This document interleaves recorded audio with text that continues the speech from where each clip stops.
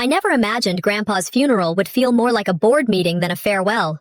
The church in Portland smelled overwhelmingly of lilies, so strong it almost made my eyes water.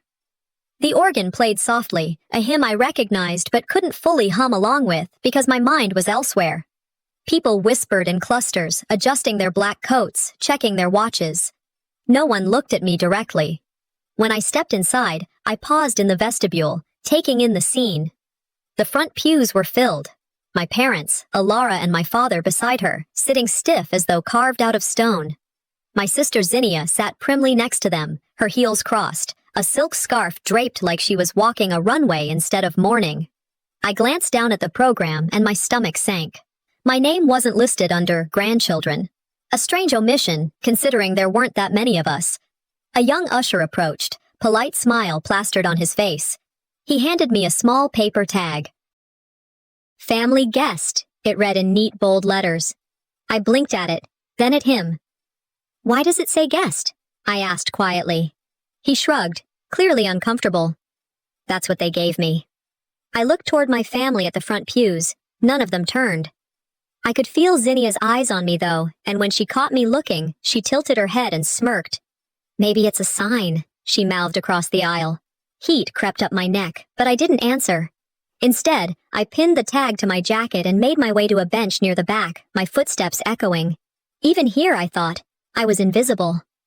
The service began, the priest speaking about Grandpa's long life, his dedication to family, his unwavering commitment to the community. His words were meant to comfort, but each one landed like a quiet accusation. He praised the devotion of his children, the loyalty of his grandchildren. Not once did he say my name. I sat frozen, hands folded tightly in my lap. When Zinnia rose to speak, her heels clicking dramatically, the congregation leaned forward as if she were some celebrity. Grandpa was always closest to me, she began, voice strong. He confided in me, trusted me, leaned on me. I was there for him. She dabbed at her eyes with a tissue, perfectly timed. The crowd murmured with sympathy. I looked down, biting the inside of my cheek. They didn't know. None of them knew about the late nights I spent at his bedside, bringing him soup, reading aloud from his favorite novels when his eyesight failed. None of them knew the quiet moments in his study when he told me stories about his youth, how he reminded me that silence can be more powerful than shouting. One memory surfaced sharply. Grandpa, leaning back in his leather chair, looking at me with tired but clear eyes. You listen better than anyone, Narina, he'd said. That's your strength. Don't let them tell you otherwise. I held on to those words now, like a lifeline, while Zinnia spun her narrative at the pulpit. The stained glass windows cast beams of colored light through the sanctuary. One strip of golden light landed right across my lap, even as the front pew remained in shadow. It felt almost symbolic, though I kept that thought to myself. After the final hymn, we moved to the casket viewing. Relatives lined up with roses, moving slowly in somber order. I stood near the back, waiting. Every time I took a step forward, someone seemed to cut ahead. My turn came last. As I reached the casket, whispers floated behind me. She barely came around. Did she even know him well? The sting was sharp, but I pressed my hand to the cool wood and leaned closer. I came more than they ever knew, I whispered under my breath. No one heard it but me, and perhaps him. When I turned, my parents looked away. My mother busied herself smoothing her dress, my father focused on his shoes. Zinnia was already on her phone, murmuring about dinner plans, laughter slipping out as if the day was nothing more than a social gathering. Walking out into the crisp Portland rain, I pulled my coat tighter. Drops pelted the sidewalk, soaking my shoes. It wasn't just that they ignored me. It wasn't just that they erased me. They were rewriting me, turning me into someone who didn't care, someone absent. But I knew the truth, and so did Grandpa. As I stood on the steps of the church, I realized this wasn't just a farewell. It was the opening act of a war they didn't see coming. The church service ended with a low murmur that carried us all toward the reception hall. I followed the stream of black coats and quiet chatter, the weight of the earlier humiliation still pressing against my chest. The hall smelled of coffee and sugar cookies, a contrast to the heaviness of incense and lilies in the sanctuary. Folding chairs scraped against the floor as people gathered around tables, balancing paper plates filled with pastries. At first glance, it looked like any post-funeral gathering.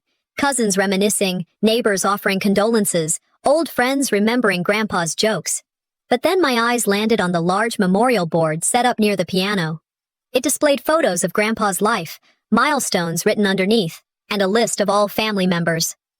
My stomach tightened as I stepped closer. I scanned the list once, then again. My name wasn't there. "Strange, isn't it?" my cousin Lydia said, standing beside me with a cup of coffee in her hand. She squinted at the board, her expression half amusement, half discomfort. "Your name's missing." I tried to steady my voice. "Looks like it." Before I could ask anything more, my mother walked over, smoothing her black dress with deliberate calm. "Must have been a printing error," she said flatly. "Don't overthink it, Narina."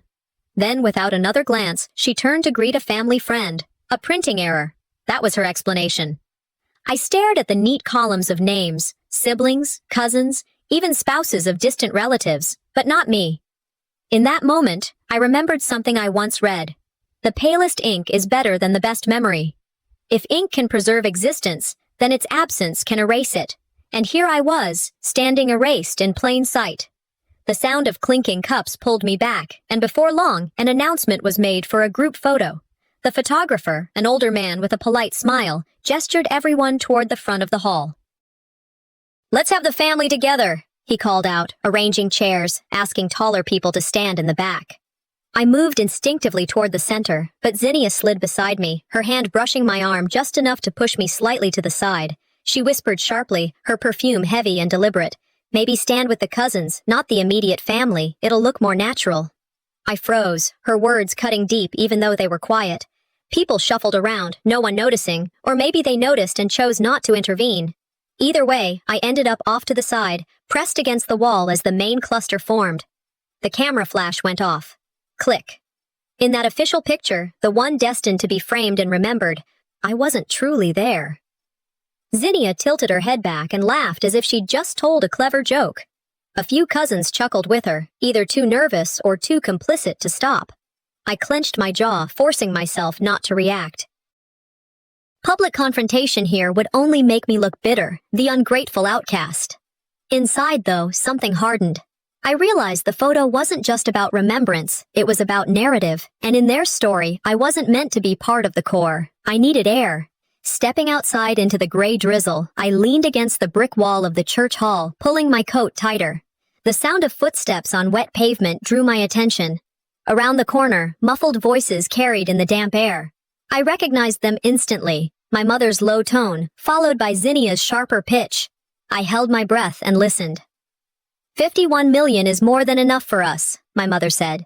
She doesn't need to know about it. 51 million. The words dropped like stones into a still pond, rippling through me. She wouldn't know what to do with it anyway, Zinnia added, her voice dripping with contempt. Better that we handle it. My pulse quickened. I froze, torn between stepping out to confront them and staying hidden. The realization was like ice in my veins. They weren't just trying to erase me from photos and boards. They were hiding something monumental, something Grandpa left behind. Shock burned into clarity. I thought of Grandpa's words in his study, his insistence that patience was a weapon. He had told me to wait, to let people reveal themselves. And here they were, revealing everything. I stepped back silently, my shoes splashing in shallow puddles, careful not to be heard. Re-entering the hall, I grabbed a napkin just to have something in my hands, nodding absently to an old neighbor who greeted me. My thoughts were spinning, but outwardly, I remained calm. I left not long after, slipping out while the others still mingled. Rain fell harder now, soaking the pavement as I walked to my car. Drops rolled down the windshield when I sat inside, but I didn't start the engine right away. I needed to breathe, to piece together what had just unfolded. First, my name missing from the memorial board, then being pushed aside in the family photo. Now, whispers of millions, 51 no less, spoken like a secret to be hoarded. When people erase you from small things, I thought bitterly, they're practicing for erasing you from bigger ones. I gripped the steering wheel, drenched in both rain and doubt, but clarity was forming like a blade. If they think I'll stay silent, I whispered to myself, they don't know me at all. I didn't change out of my black dress when I got home that night. The hem was damp from the Portland rain, and my shoes left little wet prints on the linoleum floor of my apartment, but I couldn't bring myself to move much. I dropped my coat over the back of a chair and went straight to the kitchen. The whispers I'd overheard, 51 million is more than enough for us, kept looping in my mind like a bad recording I couldn't shut off. I opened the fridge and pulled out a box of red wine, poured a generous glass, and sat at the counter. The cheap wine wasn't about taste, it was about comfort, the way many Americans reach for something simple when the weight of the day presses down. I stared at the liquid swirling in the glass, thinking about how easily my family rewrote stories. For years, they'd controlled how the world saw me, the unremarkable daughter, the one too quiet to matter. But what I heard tonight hinted at something far bigger, something they were determined to bury. I lifted the glass and murmured to myself, if there's one thing people in this country know, money always shows the truth in families. I thought of Grandpa, how he used to warn me that silence was both shield and sword. That night, with the rain tapping against the window and the taste of bitterness mixing with cheap wine, I made a promise. I would not let them erase me, not this time, not when something that enormous was hidden in the shadows. 2 weeks earlier, before the funeral, I had sat with Grandpa in his study. The memory came back as clear as if I'd walked into that oak-paneled room again. His desk was scattered with old books and yellowed notes, the smell of leather and paper lingering. Rain had tapped against the window then, too. He looked frail, his hands thin, but his eyes steady. "You know what they'll do, don't you?" he asked, his voice softer than I'd ever heard, but still deliberate. I shook my head. "What do you mean?" "They'll underestimate you," he said, leaning back in his chair. "That's your strength. Don't fight their games. Wait, watch. Let them believe they've already won." I frowned, unsure, but he smiled faintly. "You've always been the steady hand. Not like your sister chasing attention, or your mother chasing control. You—" He tapped the desk for emphasis. "You endure. That's why I've made arrangements." "Arrangements?" I asked, my breath catching. He waved a hand, dismissing further questions. "You'll know when the time comes."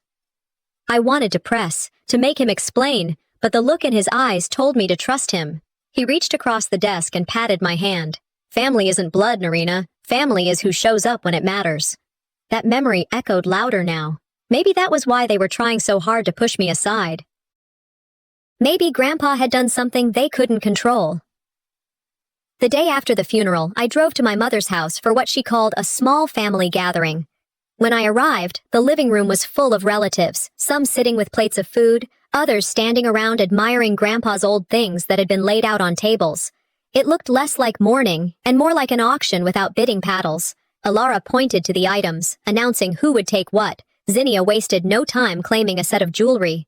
"Grandpa always loved when I wore these," she said smugly, holding up the necklace. My mother nodded approvingly, handing her the case. Alara herself took the antique clocks that used to line the study, saying, "They'll remind me of the rhythm of his life." Two cousins argued over a painting, their voices rising until someone stepped in. When it came to me, Alara gestured to a chipped glass ashtray on the far table. "Here, Narina. You can take this." I stared at it. The ashtray wasn't even valuable. It was cracked on one side, the kind of thing you might find at a garage sale for 50 cents. Zinnia smirked from across the room. "Something small suits you, right?" A ripple of laughter followed from one or two relatives, though most stayed quiet. I felt the burn of humiliation rise in my throat, but I said nothing. I picked up the ashtray, holding it carefully as though it mattered.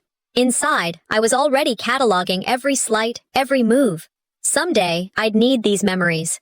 The gathering carried on with chatter, but I tuned most of it out.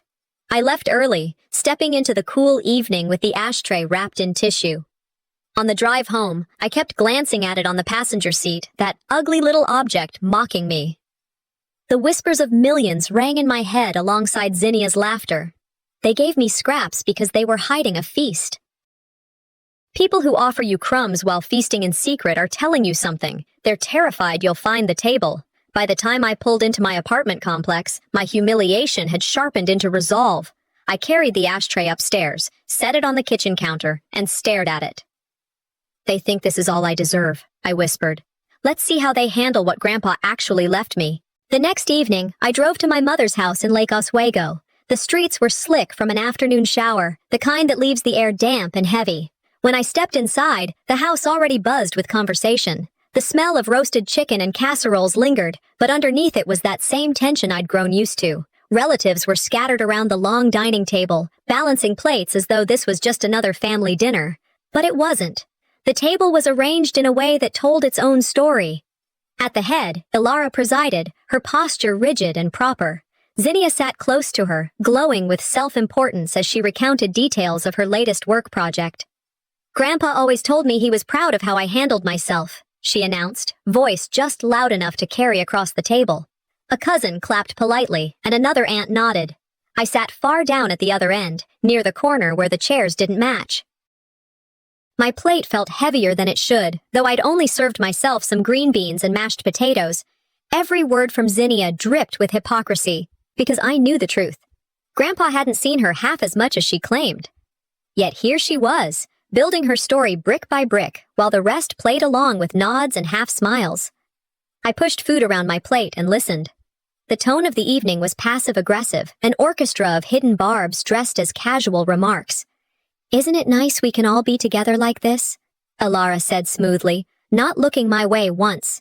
The implication wasn't lost on me. When the laughter at the other end peaked, I leaned back slightly. Inside, my thoughts ran sharp. They want me out of the frame socially before they can erase me legally. Zinnia leaned forward suddenly, her voice cutting across the chatter. "You know," she said loudly, eyes fixed on me, "some people should just be grateful we even let them sit here." The room went quiet for a second before uneasy laughter filled the space. Some cousins chuckled half-heartedly, others shifted uncomfortably in their seats. Ilara stayed silent, sipping her wine as though nothing had been said. Her silence was louder than words. My hand tightened around the fork. I wanted to stand, to slam it down, to ask how they dared. But I remembered Grandpa's voice. Patience is a weapon. Instead, I forced myself to take a slow breath. A cousin leaned toward me, whispering, "Just ignore her. It's not worth it." I glanced at him, forcing a smile. "It is worth it," I said softly. "Every word is fuel." I didn't eat much more. The food had turned tasteless. Later, I stood in the kitchen, helping to clear plates because no one else offered. The hum of voices drifted in from the dining room, punctuated by Zinnia's laugh. She followed me in, setting her glass down on the counter with a deliberate clink. "Don't worry," she said, her tone syrupy sweet. "Maybe you'll get something from Grandpa's things too, like his socks." Another sibling standing by the fridge chuckled. "That's probably all that's left for her?" Their laughter filled the small space. I gripped a dish towel, drying plates as though it were the most natural thing in the world. The sting was sharp, but I didn't give them the satisfaction of seeing me flinch. I remembered Grandpa again, the way he looked at me with calm certainty. "They'll underestimate you. That's your edge."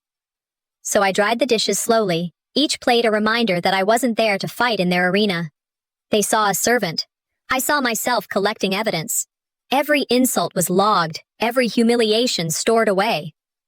Zinnia leaned against the counter, watching me. "Quiet as always," she said. "It's almost too easy." I turned my head, met her eyes just long enough, and said nothing.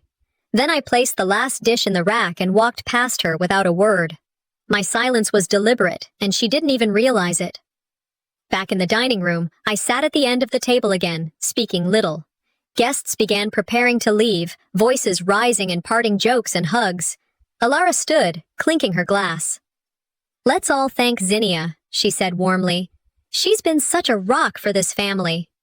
Applause rippled around the room. Not a word about me, not a glance in my direction.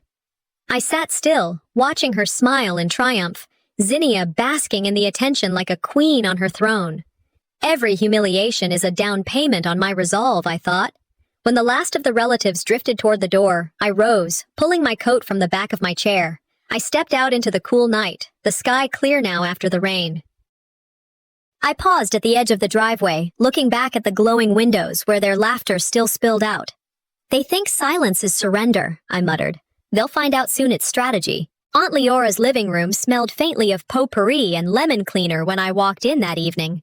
The gathering was smaller than the funeral or the dinner at my mother's house, but the undercurrent was the same. Chatter, low laughter, eyes darting toward me as if I didn't belong. I kept my coat on longer than I should have, standing near the doorway until Leora insisted, Come, sit down, Narina. Don't just hover. I chose a spot on the sofa's edge, but the conversation carried on as though I wasn't there. My cousins huddled in groups, sipping coffee, eating pound cake from paper plates. Their voices dropped when I approached, then rose again in laughter once I moved away. And then I caught it. 2 aunts whispering near the kitchen doorway. She's always been bad with money, one said, shaking her head. Can't hold a job. Grandpa knew better than to trust her with anything important, the other replied, almost gleeful in her cruelty. The words landed sharp, but I didn't flinch. I took a slow sip of my coffee and let the bitterness sit on my tongue. They were rewriting me, reshaping who I was in front of others, financially irresponsible, unreliable, unworthy. They pretended history supported their story. I thought back to my years paying rent on time, balancing bills, working extra hours to cover what others wouldn't. No one in that room had seen me negotiate with landlords, fix broken appliances with my own 2 hands, or stretch a paycheck to cover groceries. None of that mattered to them. What mattered was controlling the narrative. I remembered a quote I once read, something Mark Twain had said. A lie can travel halfway around the world, while the truth is still putting on its shoes. Tonight, I could feel the lies sprinting while the truth waited, shoelaces tangled. I set my cup down with deliberate calm. Let them speak. Every whisper only confirmed what I already knew. They were afraid. And fear dressed itself in gossip.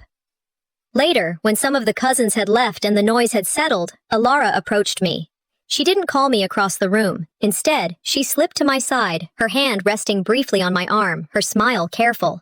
Honey, could we talk in the other room? I followed her into the living room, where the lamp's soft glow gave the illusion of warmth. She closed the door halfway and lowered her voice. I know it's been stressful, she began, her tone dipped in concern.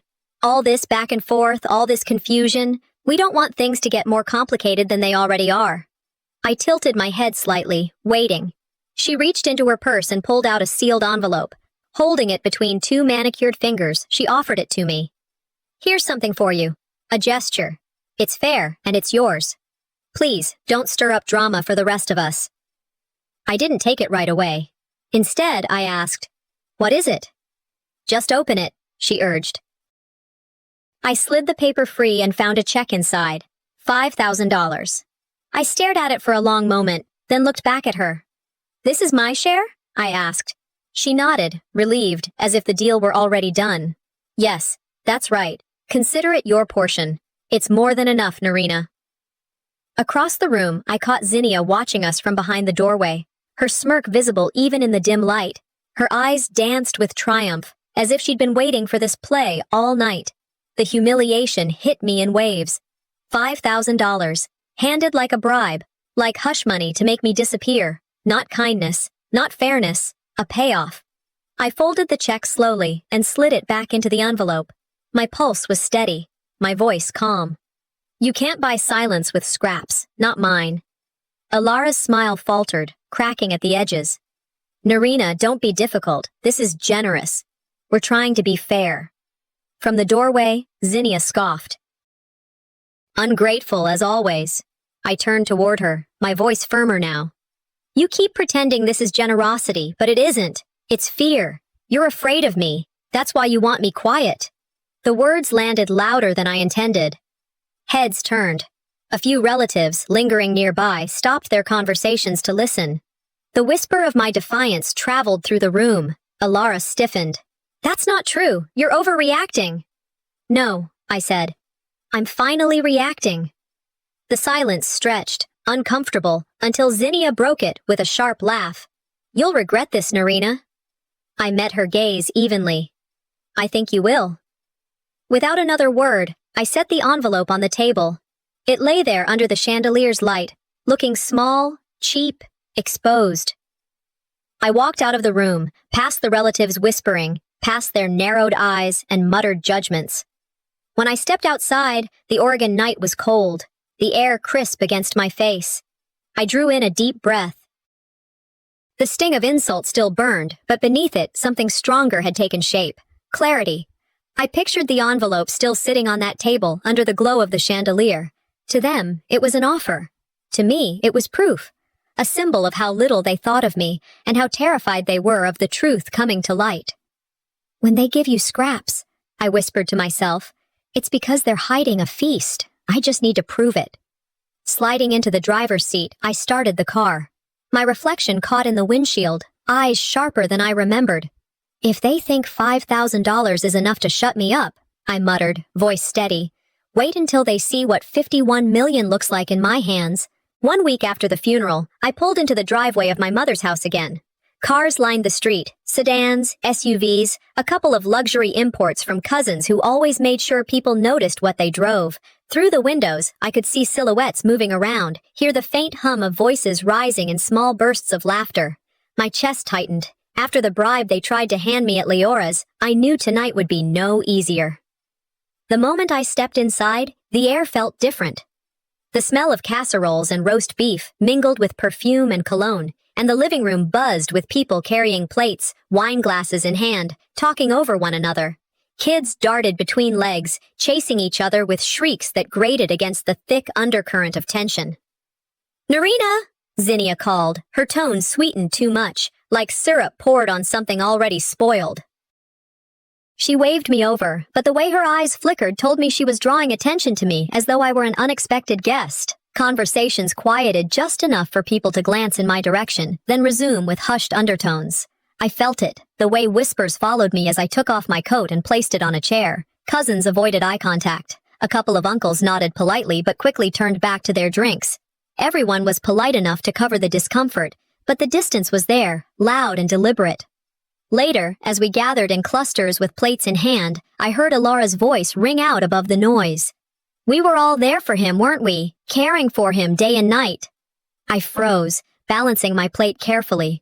She wasn't talking to me directly, but her words cut through the air. Especially us, Zinnia added, placing a hand dramatically over her chest. Grandpa trusted us to handle everything. He leaned on us. A chorus of agreement followed. Heads nodded, affirmations of, yes, we did what we could, and he knew we loved him. My throat tightened. I remembered the nights I sat by his hospital bed, reading aloud to him when he couldn't see the pages, holding his hand when he drifted to sleep, making sure he wasn't alone in those late hours when fear creeps deepest. None of them were there. They were rewriting history, placing themselves where I had stood, erasing me from even the last role I had with him. Caregiver. I forced a small smile, pretending not to notice. My silence masked the sting, but inside it burned. Dinner was called soon after. Plates clattered, chairs moved, and everyone began to settle at the long main table. I waited, expecting a place, but as I approached, Alara glanced up. "Oh, Narina, there's no space here. Would you mind sitting with the kids?" The words landed heavy. A few children giggled, delighted that I was being relegated to their corner. I hesitated, scanning the table, and saw empty chairs that could have been pulled closer, but no one offered. "It's fitting, isn't it?" Zinnia's voice rang out across the room, loud enough for the whole table to hear. She's always been a bit out of place. Laughter rippled through the adults, thin but cruel. I swallowed hard, walked quietly to the small folding table at the side of the room where the children sat. They looked at me with wide eyes, giggling again as I took the seat squeezed between a 6-year-old and an 8-year-old. I felt my face heat, humiliation pressing against my ribs, but I kept my head high.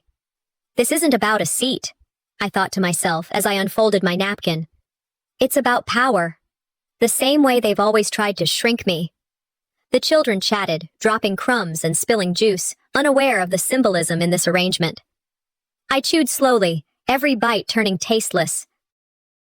Across the room, I could hear Zinnia holding court, laughter erupting at her quips, Alara nodding approvingly at every word. I said little, but my eyes stayed sharp. I noticed how Alara leaned toward Zinnia, whispering between bites, both of them glancing in my direction with smugness. Their game was clear. Erase me socially, humiliate me in plain sight, then move to erase me from the larger battle over what Grandpa had left. I placed my fork down and folded my hands in my lap, reminding myself of Grandpa's steady voice. They'll underestimate you. That's your edge. Silence wasn't surrender. It was preparation. Every insult, every humiliation, was another piece of fuel I would one day set aflame. As the dinner wound down, relatives said their goodbyes, laughter softening into yawns as coats were collected. Alara stood at the doorway, hugging cousins, praising Zinnia yet again. My name was never mentioned. I slipped on my coat, walked out into the cool night, and paused at the curb, the house glowing behind me with voices fading. My jaw tightened, but my resolve was sharp.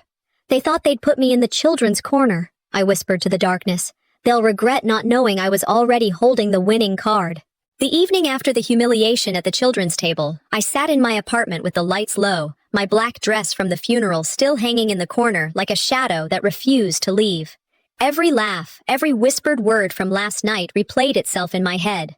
Zinnia's smirk, my mother's approving nods, the giggles of children who thought it was funny that I was placed among them. I tried to read, to distract myself, but the words blurred. A knock at the door startled me. I wasn't expecting anyone. My heart pounded as I walked to the door and opened it. A courier stood there, holding a large envelope. "Delivery for Narina," he said. I signed quickly and shut the door. The handwriting on the front froze me in place, slanted, elegant, unmistakably Grandpa's. My throat tightened. He had been gone a week, but his script reached across that gap as if he were standing right there, steadying me once again. I sat down at the kitchen table, staring at the envelope, afraid to open it, afraid of what it might say. My hands shook slightly as I traced the ink with my finger. Whatever was inside, he had prepared it before he died, knowing this day would come. The weight of that foresight settled heavy on me. Sometimes hope arrives in the smallest envelopes. I broke the seal and unfolded the letter. Grandpa's words poured off the page, sharp and clear. "They will erase you, but not if you stand steady. I've left you the strength they fear. You were the only one who sat with me without asking for anything. Do not waste this gift. It is yours to protect, and it will protect you." Inside was also a reference to documents, notarized and secure, guaranteeing what he intended. Legal words mixed with his handwritten notes, his voice echoing through each phrase. Tears blurred my vision. Grief surged, but it was joined with validation, a quiet relief I hadn't felt since the funeral began. My mother and sister could spin lies, but here was truth in ink. I pressed the letter to my chest and whispered, "I won't waste it. I promise." When I reached back into the envelope, I found something else. A small leather-bound notebook, its edges worn, its pages filled with his careful handwriting. I opened it gently, scanning the entries. It wasn't a diary. It was a record of his thoughts about the family. Next to Zinnia's name, hungry for spotlight, craves applause more than love. Next to Alara, afraid of losing control, her fear will drive her decisions. And then, beside my name, steady hands. I stared at those two words until they swam in front of me, steady hands. He had seen me. He had written me into history while the others were busy trying to write me out of it. The notebook became more than paper. It was proof.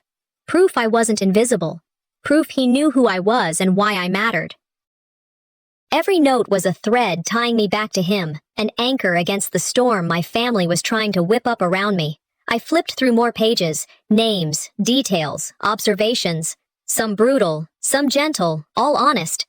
Grandpa hadn't trusted them with truth, but he had trusted me with it. "They tried to erase me from the board," I whispered. "Grandpa wrote me back into history."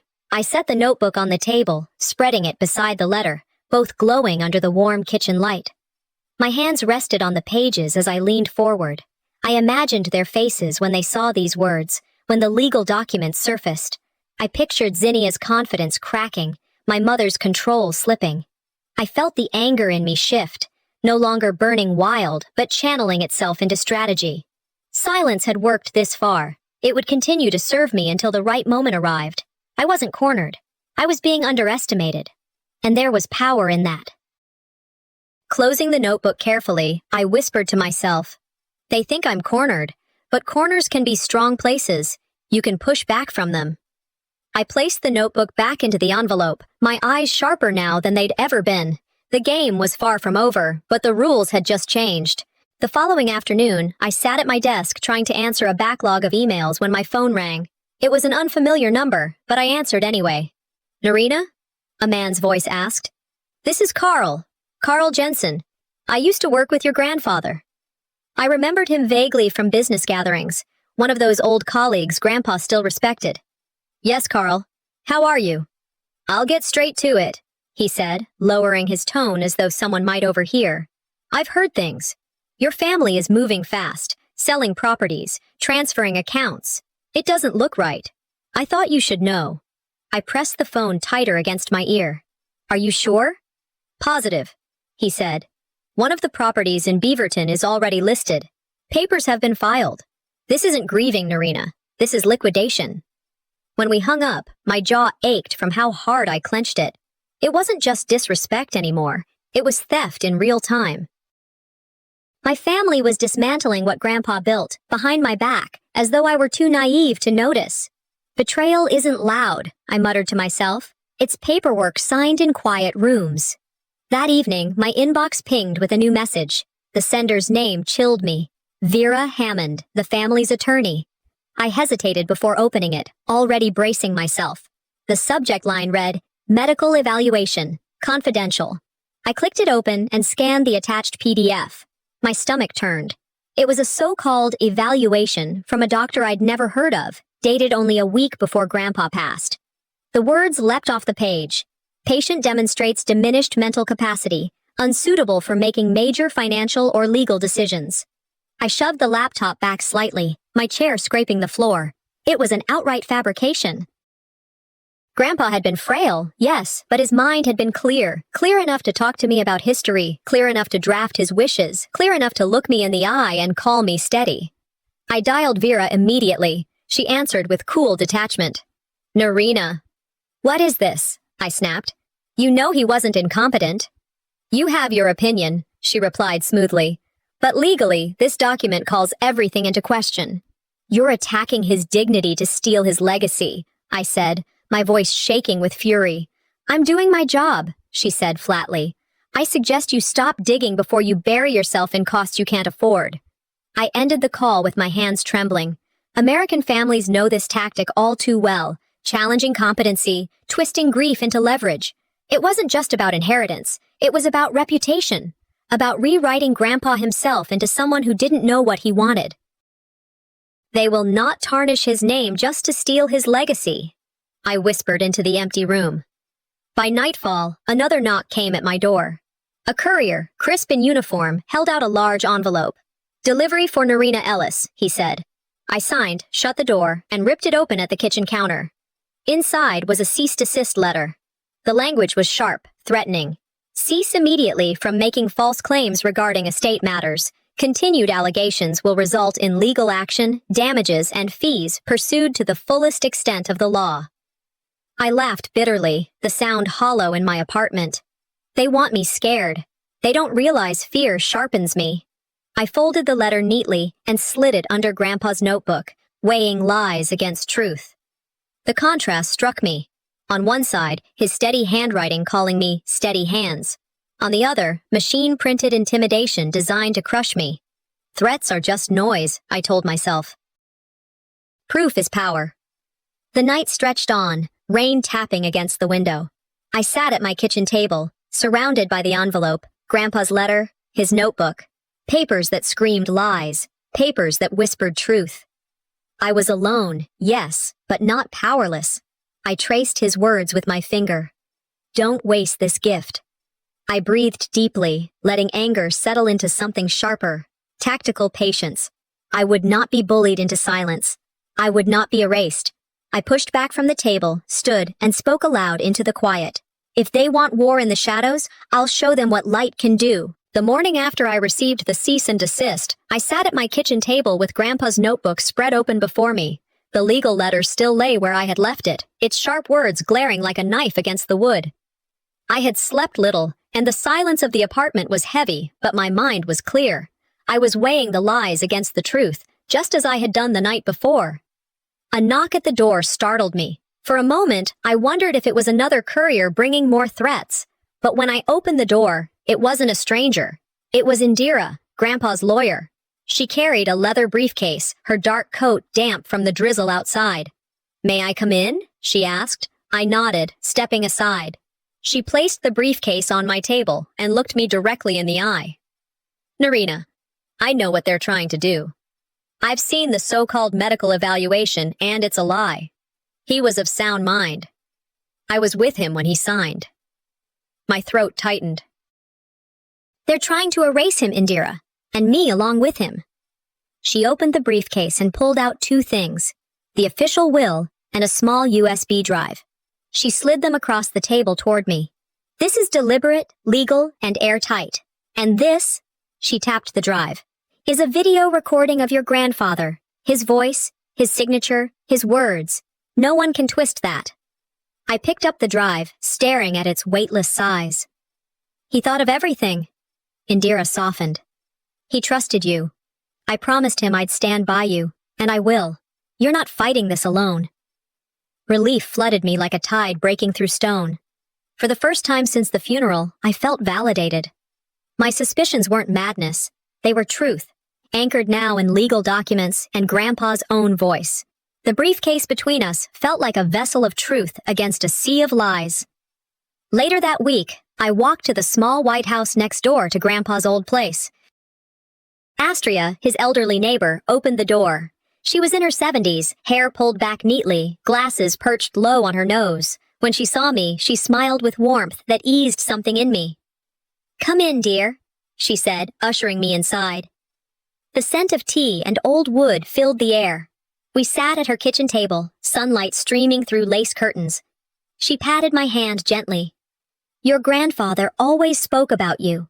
He told me, Narina is the only one who visits, the only one who doesn't want anything from me." I blinked hard, trying to hold back tears. "He said that?" She nodded firmly. "All the time. I used to see your car in his driveway late at night, or I'd hear the two of you talking through the open window in summer. He never mentioned the others the same way." She stood and shuffled to a drawer, pulling out a small calendar. "Look," she said, pointing. In Grandpa's handwriting, notes filled the squares. Dinner with Narina. Reading with Narina. Visit, Narina brings soup. I traced the ink with trembling fingers. These weren't just memories, they were records, community testimony, the truth scribbled in the margins of ordinary days. "Thank you," I whispered. "Thank you for keeping this." Astria squeezed my hand. "Don't let them tell you otherwise. Some people live in lies, but neighbors see the truth." Her words anchored me in a way documents couldn't. A few days later, I met Ophélie, Grandpa's longtime housekeeper, at a quiet cafe downtown. She was small, gray-haired, her accent still heavy from her French roots, but her eyes were steady. She held my hands across the table before speaking. "I was there," she said firmly. "The day he signed the papers. He was clear, alert. I stood with the witnesses. He knew what he was doing." I swallowed, my eyes blurring. "Everyone says otherwise. They're making him sound confused." "No," she shook her head fiercely. "He was not confused. He told me himself, 'I trust Narina. She is the steady hand.' Those were his words." The cafe noise dimmed around me. Hearing his words echoed back by someone who had stood beside him, who had watched him write his signature, broke something in me. I let tears fall freely, unashamed. Ophélie leaned closer. "Your mother and sister will fight. They will shout. But truth does not tremble because liars shout louder. Hold steady. You must." I nodded slowly. "I will." "Thank you, Ophélie."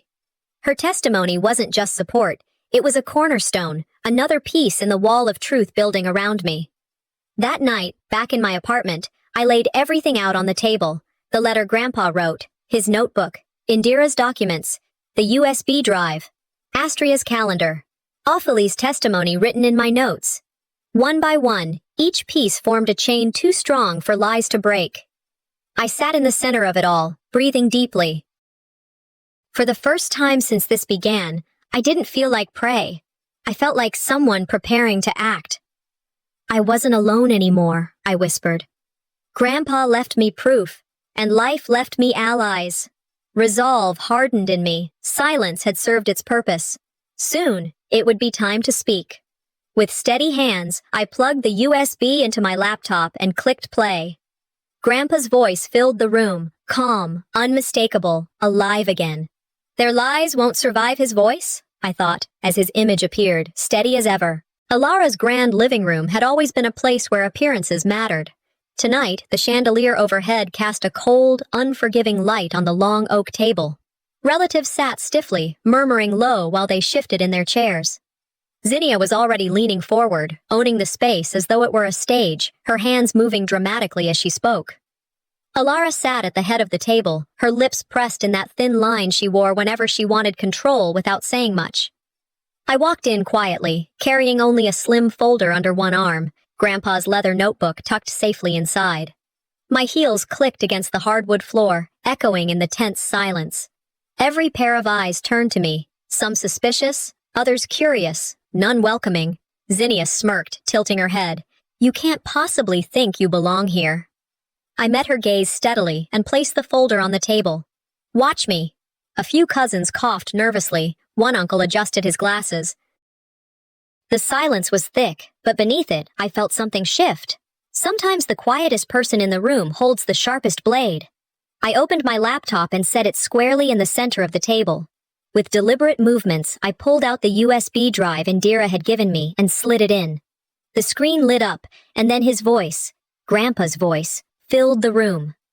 "I leave the majority of my estate to Narina," he said, his tone calm and firm.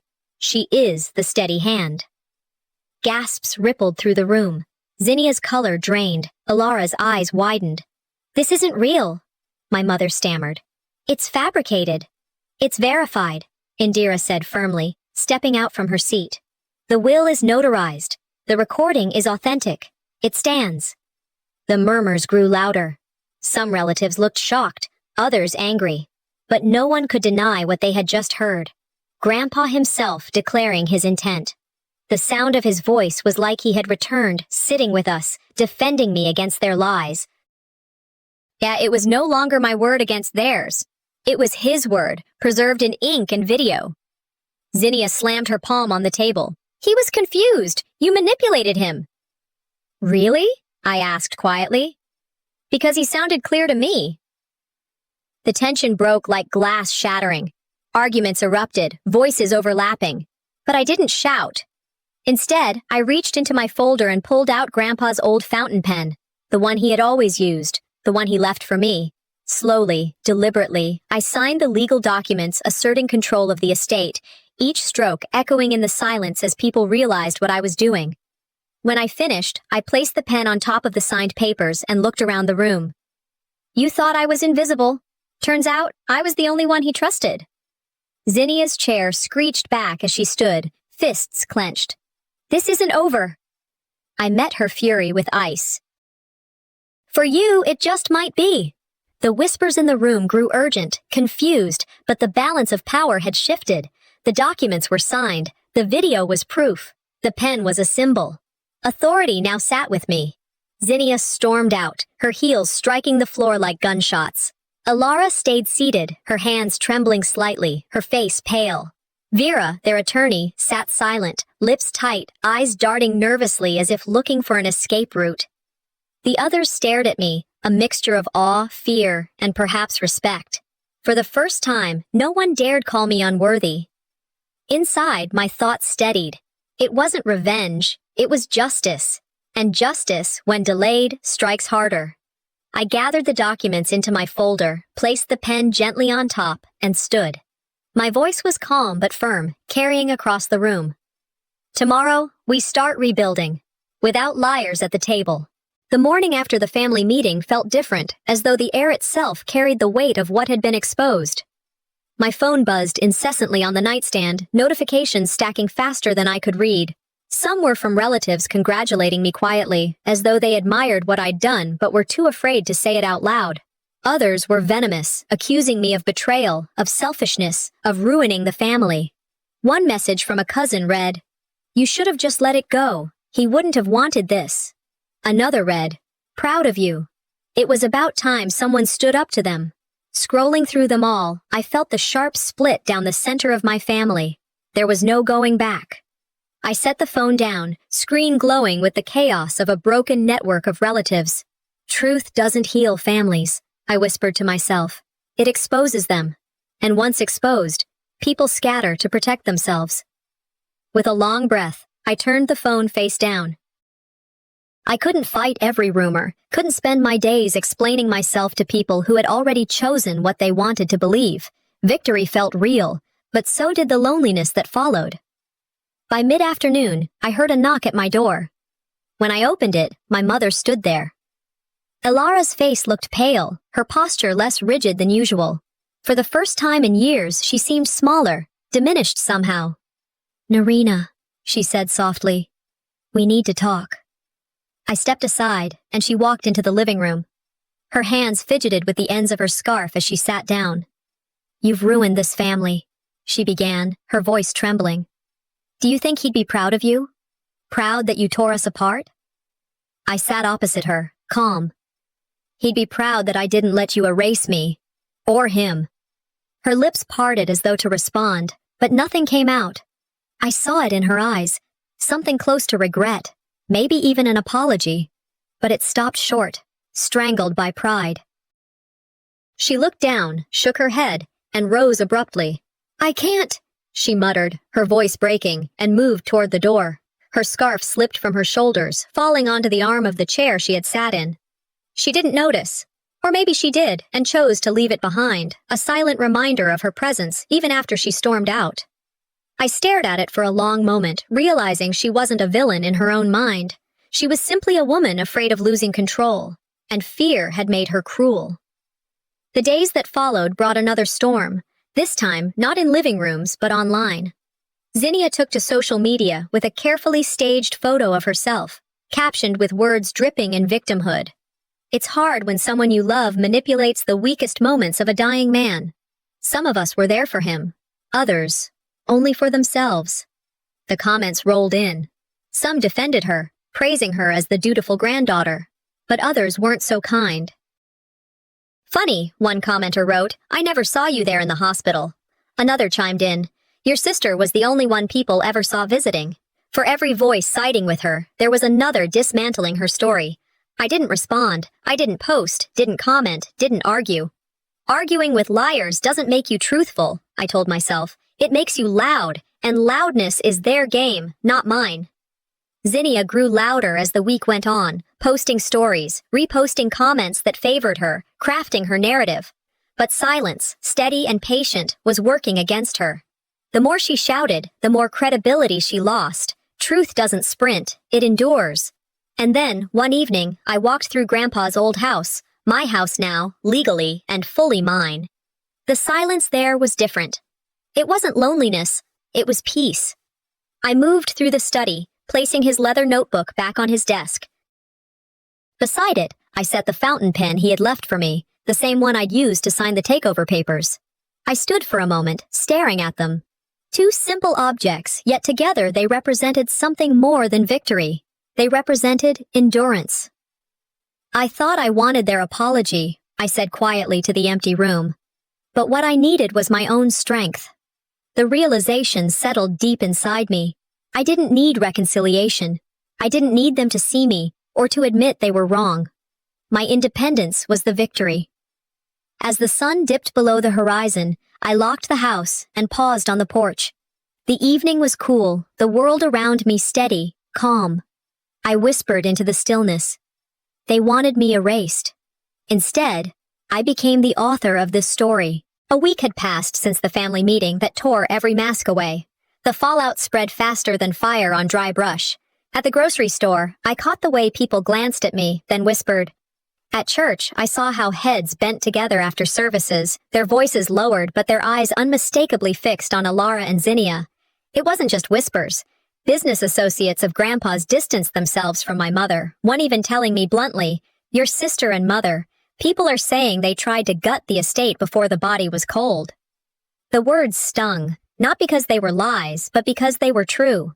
The irony was sharp. For years, I was the invisible one. Now, they were the ones unable to step outside without reputations shadowed by greed. I didn't celebrate. No champagne, no smug declarations. Instead, I walked quietly through the neighborhood, listening to the hum of conversation, knowing justice was working on its own. Reputation is a currency. And theirs had just been bankrupted. A few days later, they demanded one last meeting at the estate. Ilara called me, her tone brittle but desperate. "We can't end like this. We need to talk." When they arrived, both she and Zinnia looked thinner, worn down by the constant eyes on them. They entered Grandpa's study with restless energy, pacing like caged animals. You'll ruin everything he built if you cut us out, Alara snapped. The estate needs us, Zinnia added, her voice sharp. You think you can carry his legacy alone? Without us, it falls apart. I sat at the desk, Grandpa's notebook before me. My voice was steady. He trusted me, not you. This was his choice, and I will honor it. They both scoffed, ready to argue further, until I opened the notebook and began to read aloud. Zinnia, I read, hungry for spotlight, craves applause more than love. She froze. Alara, I continued, afraid of losing control. Her fear will drive her decisions. Their faces drained of color as each word fell like a gavel. I closed the notebook gently and looked at them. This isn't my judgment. This was his. The silence that followed was thick, final. There was nothing left for them to fight with. The next day, I finalized everything. Sitting in Indira's office, I signed the last legal documents that cemented my full control of the estate. Zinnia's access to accounts was frozen. Ilara's attempt to quietly sell property was stopped cold. When Vera, their lawyer, tried to protest, I dismissed her. Calmly. Firmly. You no longer represent this family's interests, I told her. Indira does. Indira slid the stack of papers across the desk. I picked up Grandpa's old fountain pen, the same one I'd used at the family meeting, and signed with deliberate strokes. When I finished, I set the pen down on top of the contracts. They tried to buy me off with scraps, I murmured, and I answered with the signature that sealed their fate. The satisfaction wasn't loud, it was steady, dignified, complete. Later, I walked alone through Grandpa's house. The rooms were quiet now, filled with memory rather than conflict. In the study, I placed the letter and the notebook in a glass case, a small memorial just for me.